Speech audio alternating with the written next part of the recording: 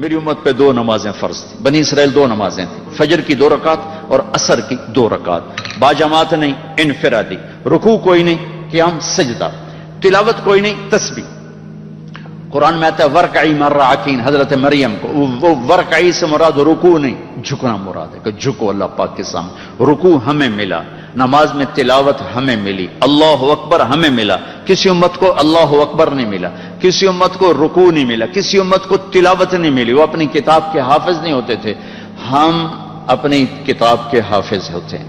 ہمارا بچے سے لے کر بوڑھا، مرد سے لے کر عورت جو یاد کرنا چاہے، میرا شاگرد میرے یہاں مدرسہ میں اس نے 29 دن میں قرآن یاد کیا، صبح سے پارہ یاد کرتا تھا اور رات کو تراویح میں سناتا تھا۔ وہ چھٹیاں ہو گئی، لڑکے چلے گئے، وہ امریکہ سے تھا تو وہ اس کا تو واپس جانے کا تھا نہیں، اور رمضان آ گیا، حافظ کا انتظام نہیں ہو سکا، تو انہوں نے کہا جی میں سناؤں گا۔ وہ فجر سے مغرب تک ایک پارہ یاد کرتا اور عشاء میں تراویح میں سنا دیتا تھا۔ 29 دن میں اس نے پورا قرآن سنا دیا۔ تو اللہ نے ہمارے لیے قرآن ایسا آسان، ابھی وہ امریکہ میں ماشاءاللہ مدرسہ چلا رہا ہوں۔ پہلی امت اپنی کتاب کی حافظ نہیں ہوتی تھی، یہ امت قرآن کی حافظ۔ حضرت عثمان رضی اللہ تعالیٰ عنہ حرم شریف میں داخل ہوئے اور اللہ اکبر کر کے نماز کی نیت باندھی اور سورہ بقرہ شروع کی۔ عبد الرحمن تیمی پاس بیٹھے تھے، وہ کہنے لگے بھلا دیکھو رکوع کہاں کرتے ہیں، تو بقرہ سے جو چلے الف لام میم ذالک الکتاب، تو والناس پہ جا کے رکوع کیا، ایک رکعت میں سارا قرآن پڑھتے۔ یہ میرے رب نے ہمیں نماز کا حسن دیا ہے، نماز کی خوبصورتی دی ہے۔ ابو ریحانہ ایک سفر سے واپس آئے تو ان کی بیگم ان کے انتظار میں، اس زمانے میں نہ کوئی موبائل نہ ٹیلی فون، تو انتظار ہوتا تھا، جب رات کو بیٹھنے لگے تو کہنے لگے 2 نفل پڑھ لو پھر بیٹھیں گے۔ انہوں نے کہا پڑھ لو، اللہ اکبر۔ جو شروع ہوئے چلتے چلتے چلتے چلتے فجر کی اذان پہ جا کے 2 نفل ختم ہوئے۔ تو کہنے لگے ابو ریحانہ اما لنا من کا نصیب، میرا کوئی حق نہیں تھا؟ کہنے لگے مجھے معاف کرنا، میں بالکل بھول گیا، مجھے یاد ہی نہیں رہا۔ کہنے لگے اللہ کے بندے، ایک کمرے میں بیٹھے ہوئے اور تم سفر سے واپس آئے ہو، انہوں نے کہا میں بھول گیا، سانو تا نمازاں تنگ کیتے رکھ دیا، وچ نماز دے یاد آ رہی، اور ایک کمرے میں میں تمہیں یاد کیسے نہیں آئی؟ کہنے لگے جب میں نے قرآن شروع کیا تو جنت میرے سامنے ایسی آئی کہ مجھے بھول ہی گیا کہ میں کہاں کھڑا ہوا۔ ہماری یہ نماز چاہے نہ بنے، چاہے یکسوئی والی نہ بنے، لیکن ہمیں سجدے کا حکم ہے۔ اگرچہ بت ہیں جماعت کی آستینوں میں، مجھے ہے حکم اذان لا الہ الا اللہ۔ وہ بت میری اپنی آستین میں بھی ہوں گے تو بھی مجھے سجدہ کرنا ہے، میرا دل ٹکے نہ ٹکے مجھے ماتھے کو زمین پہ ٹیکنا ہے اور مجھے اپنے اللہ کے سامنے جھکنا ہے۔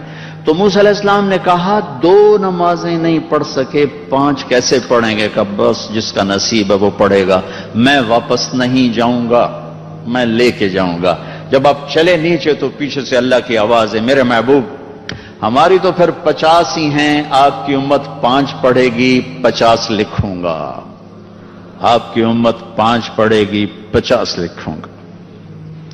تو ہمیں اللہ نے کتنے ہمارے لیے رحم و کرم کا دروازہ کھولا کہ ایک ہمیں نماز جیسی دولت دی، پھر اس کو باجماعت مسجد کے ساتھ جوڑا، مسجد کی دوڑ لگانے کو کہا، ایک نماز سے دوسری نماز کے درمیان گناہوں کی معافی کا اعلان کیا، ایک جمعے سے دوسرے جمعے کے درمیان گناہوں کی معافی کا اعلان کیا، فجر سے ظہر تک کے درمیان جو کچھ ہوا ظہر پڑھی اللہ نے معاف فرما دیا، عصر کے تک جو کچھ ہوا عصر پڑھی اللہ نے معاف فرما دیا، مغرب پڑھی معاف، عشاء با جماعت پڑھ کے سو جاؤ، فجر مسجد میں جا کے پڑھو، ساری رات تہجد لکھی جائے گی۔ ایک آدمی تہجد نہیں پڑھ سکتا، کمزور ہے، عشاء با جماعت پڑھ لے، فجر با جماعت پڑھ لے تو ساری رات تہجد میں لکھی جائے گی، ساری رات اس کی عبادت میں لکھی جائے گی۔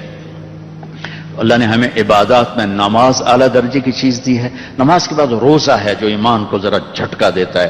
عبداللہ بن زبیر رضی اللہ تعالیٰ عنہ، ایک واقعہ سنا رہا ہوں، ان پر قیاس نہیں ہو سکتا، وہ روزہ رکھتے تھے رمضان کا پہلا روزہ اور 15 دن کے بعد جا کے افطار کرتے تھے، نہ کھانا نہ پینا، اور یہ طاقت ان میں کہاں سے آئی تھی؟ اللہ کے نبی نے خون نکلوایا کپنگ کے ذریعے سے اور ان کو دیا، عبداللہ جا کے باہر دبا کے آ جاؤ، وہ باہر جا کے انہوں نے پی لیا، اس پینے سے ان میں اتنی طاقت آ گئی تھی، جب وہ شہید ہوئے حجاج کے لشکر کے مقابلے میں تو 18 آدمی تھے ان کے ساتھ اور حجاج کا لشکر 4000 کا تھا، صبح سے لے کر عصر تک 18 آدمیوں کے ساتھ 4000 کے لشکر کو روکے رکھا، ان کو اندر نہیں آنے تھے، کہ جب وہ بے بس ہو گئے تو پھر اوپر سے پتھر مارے تو پتھر ماتھے پہ لگا تو گرے اور شہید ہوئے. ویسے ان پر وہ قابو نہیں پا سکے. ان کے روزے کا انداز یہ تھا کہ آج سحری کھائی اور 15 دن کے بعد افطاری فرماتے تھے. تو چلو ہم سحری افطاری پر ہی آ جائیں, روزہ نہ چھوڑیں. ایک روزہ جہنم سے 3 خندق دور کر دیتا ہے. اور پھر تراوی کی نماز نہ چھوڑیں کہ تراوی کے ہر سجدے پر 1500 نیکی لکھی جاتی, ہر سجدے پر 1500 نیکی لکھی جاتی. اور آخری رات اللہ کا اعلان ہوتا ہے, رات کی تراوی دن کے روزے کے بدلے میں نے اپنے بندوں کو معاف فرما دیا. تو عبادات میں نماز ہے, روزہ ہے, حج ہے, زکوٰۃ ہے. نماز پڑھنے والے بھی کافی ہیں, روزہ رکھنے والے بھی کافی ہیں, زکوٰۃ دینے والے بہت تھوڑے رہ گئے ہیں. جب اللہ تعالیٰ ناراض ہوتا ہے نا تو کیا کرتا ہے؟ موسیٰ علیہ السلام نے پوچھا, یا اللہ جب تو ناراض ہوتا ہے تو کیا کرتا ہے؟ کہ جب میں ناراض ہوتا ہوں تو بارش بے وقت کرتا ہوں, پیسہ بخیلوں کو دیتا ہوں, حکومت نکموں کو دیتا ہوں. کہ اچھا یا اللہ جب تو راضی ہوتا ہے تو کیا کرتا ہے؟ تو اللہ نے کہا پیسہ میں سخیوں کو دیتا ہوں, حکومت اہل لوگوں کو دیتا ہوں, اور بارشیں اپنے وقت پر کرتا ہوں. اللہ تعالیٰ کو بخیل سے نفرت ہے. آپ کو تو جیب خرچ ملتا ہے, لیکن اس میں بھی عادت ڈالو اوروں پہ خرچ کرنے کی, اوروں پر لگانا سیکھو, اللہ آپ کو واپس کرے گا. اللہ کو سخی سے پیار ہے, بخیل سے نفرت ہے. شیطان کو ایک راہب ملا پرانے پہلی امتوں کا, کہا یار ایک بات تو بتا دے, کہ تیرے یار کون ہیں؟ کہنے لگا 3. غور سے سننا بھائی. کہا میرے یار 3 ہیں, ایک جو بڑا غصے والا ہو, ایک جو شراب پیتا ہو, نشہ کوئی بھی نشہ, اور ایک جو بخیل ہو. بخیل ہو میرا یار ہے, غصے والا ہو میرا یار ہے, نشے والا ہو میرا یار ہے. اور اگلی سننا, اگر یہ تینوں باتیں کسی میں اکٹھی ہو جائیں, وہ تو پیر سائیں تو میں مرید سائیں. پھر وہ میرا پیر بن جاتا, میں اس کو مرید بن جاتا ہوں. ایسا بڑا شیطان بنتا ہے کہ شیطان بھی اس سے پناہ مانگتا ہے. تو میرے عزیزو سخاوت سیکھو. سخاوت عام فطرت بخل ہے, بخل ہے. کوئی پیدائشی سخی ہوتا ہے. ایک دفعہ حاتم تائی سے کسی نے پوچھا اپنے سے بڑا سخی دیکھا ہے؟ کہنے لگا ہاں, ہر بدو مجھ سے بڑا سخی.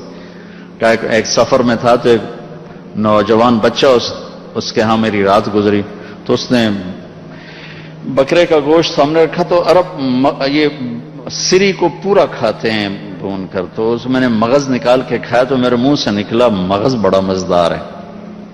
تو ہم تو کھانے میں لگے تھے, انہیں تھوڑی دیر میں 5 اور سریاں پکا کے ہمارے سامنے رکھ دیں. وہ بھونتے ہیں جلدی جلدی. جب صبح ہوئی تو میں نے دیکھا 5 بکریاں ذبح ہوئی پڑی تھیں, صرف ان کے سر اترے ہوئے تھے, چھٹی جو کھا چکے تھے. تو میں نے اس سے کہا کہ یہ کیا کیا ہے؟ کہا جی آپ نے رات کہا تھا کہ مغز بڑا اچھا پکا ہوا ہے, تو میں مہمان کو خوش کرنا تو ہماری ایک ثقافت ہے, تو میں نے صرف بکرے کو سریاں کاٹ کاٹ کے آپ کو کھلا دی. کہا تیرے پاس کتنی بکریاں ہیں؟ کہا جی بھائی یہی 5. کہا تو اب تو؟ کہا جی اب ہمارا اللہ وارث ہے, مہمان تو خوش ہو. تو حاتم سے اس نے پوچھا پھر تم نے اس سے کیا دیا؟ کہا میں نے اسے 500 بکریاں دی اور 100 اونٹ دیے. تو اس نے کہا پھر تو بڑا سخی. کہا نہیں میں بڑا سخی نہیں, میں نے تو اپنے مال میں سے تھوڑا سا دیا, اس نے سارا مال میرے اوپر لگا دیا تھا. مسلمان اور بخل کٹھے نہیں ہوتے, مسلمان اور بخل کٹھے نہیں ہوتے. سعد بن عبادہ, یا رسول اللہ آپ کو مغز کھلانا ہے. آپ نے کہا لے آؤ. اگر دیکھو دیگوں میں مغز آ رہا, ہم نے کہا یہ کیا ہے؟ کہا جی آپ کو کھلانا تھا, میں نے 100 اونٹ ذبح کیے ہیں, صرف ان کا مغز پکا کے آپ کو کھلانے لے کر آیا ہوں.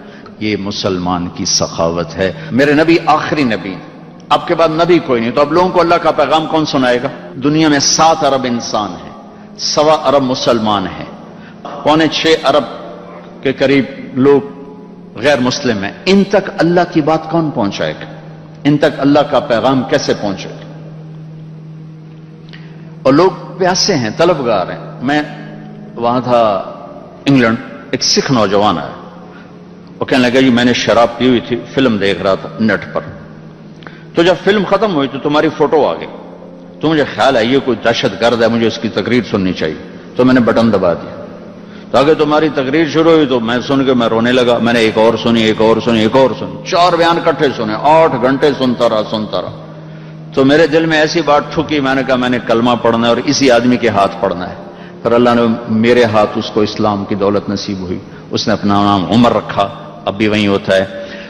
تو دنیا ایسی پیاسی ہے, صرف پیغام سنانے والے سو گئے, پیغام سنانے والے فرقہ واریت میں بٹ گئے, نفرتوں کا شکار ہو گئے, اسلام کے نام پر قتل و غارت, اسلام کے نام پر نفرت, اسلام کے نام پر کفر کے فتوے. اتنا تو یہاں نمک سستا نہیں جتنا کفر کا فتویٰ سستا ہے. جتھے مرضی ٹھوک دو, جتھے مرضی پھانا ٹھوک دو. بھائی اس امت کو تو ہم نے تو غیروں کو اپنا بنانا ہے, غیروں کو اسلام میں لانا ہے, ایک دوسرے کے لیے برداشت کے دروازے کھولنے ہیں. سارا معاشرہ صبر سے بنتا ہے.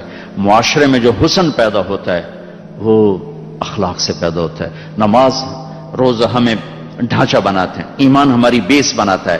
نماز روزہ حج زکات ڈھانچہ بناتے ہیں, اور اچھے اخلاق اور صبر وہ اس کو خوبصورت ڈیکوریٹ کرتے ہیں. جس معاشرے میں صبر نہ ہو, اخلاق نہ ہو, وہ معاشرہ درم برم ہو جاتا ہے, ٹوٹ پھوٹ جاتا ہے, اور وہ انارکی کا شکار ہو جاتا ہے. اپنے نبی والے اخلاق کے ساتھ اپنے آپ کو اسی عمر میں مزین کرو. یہ عمر ہے آپ کے اخلاق سیکھنے کی. اپنی زبان پہ قابو رکھو, برداشت کرنا سیکھو, سہنا سیکھو, معاف کرنا سیکھو, جھک جانا سیکھو. اپنی زندگی کو اگر اوپر لے جانا چاہتے ہو تو نیچے ہونا سیکھ لو, جھکنا سیکھ لو. سبحان الذی اسرا بعبدہ, یہاں عبد, اللہ نے جب بلندیوں کا ذکر کیا تو عبد کا لفظ استعمال کیا کہ پاک وہ ذات جو اپنے بندے کو لے کر اوپر چڑھا. اگر اونچائی کا سفر طے کرنا ہے تو جھکنا سیکھو, زبان کے بول کو میٹھا کرنا سیکھو. ماں کے سامنے, باپ کے سامنے, ٹیچر کے سامنے, بھائی کے سامنے, بہن کے سامنے, بیوی کے سامنے, بیوی خامن کے سامنے اپنی زبان کا بول میٹھا کرے, اپنے دل کا دروازہ کھلا رکھے.